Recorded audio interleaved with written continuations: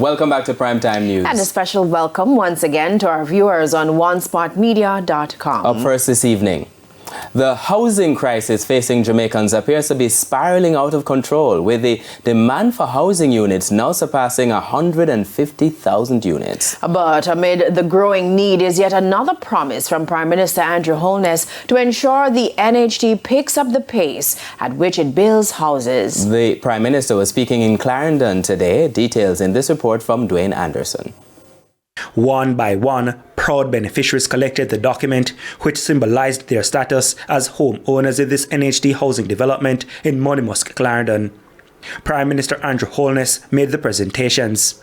Months ago, he announced that he would start taking credit publicly for these projects on behalf of his government, and so it came as no surprise that he did so on Friday. You're here today because the government is working. Let's face it. I was in Westmoreland last month, twice, handing over houses, housing developments like this. I was in Trelawney, again last month, handing over houses like this. And I'm here in Clarendon, handing over not just one housing scheme, but two. There are close to 700 units in the Hummingbird Meadows and Monimusk Country Estate housing developments in Clarendon. For the Prime Minister, it won't stop here. He indicated he will continue to put pressure on the NHT to get more housing projects done. So you can understand why I have given the NHT this directive to build more house quickly and affordably. Because the demand for it is huge.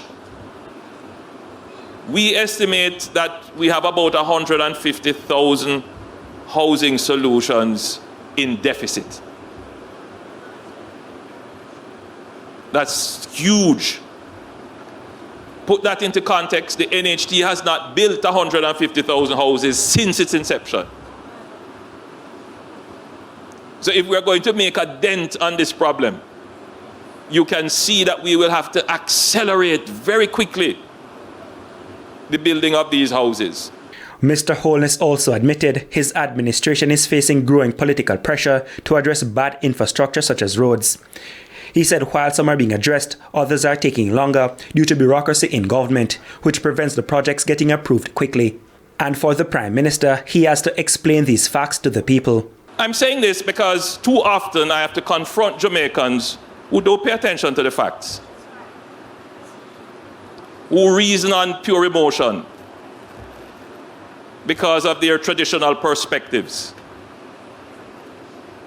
And what that does is to create a political economy that is not conducive to your long-term benefit, because you will create perverse incentives for politicians who come and tell you foolishness, and you believe it.